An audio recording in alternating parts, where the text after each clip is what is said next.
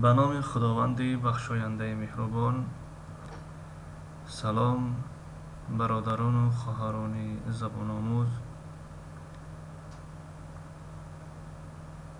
درس سوم است از سلسله درس های عربی برای نوآموزان.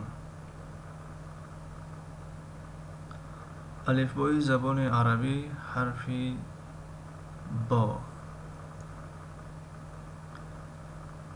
بطة بطة بطة مرغابی.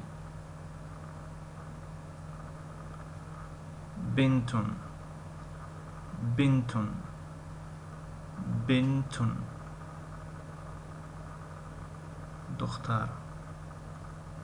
برتقال برتقال برتقال افلیسون.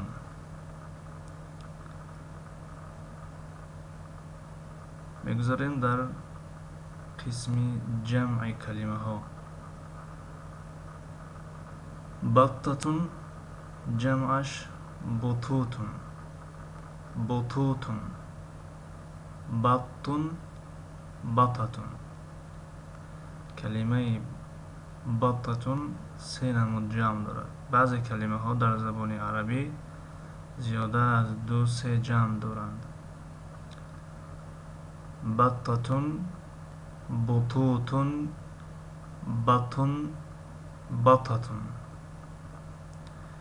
بنت جمعش بنات بنات. برتقال و یا اینکه برتقالة جمعش برتقالات برتقالات. این بود درس سوم. تا درس نوبتی، خدا حافظ.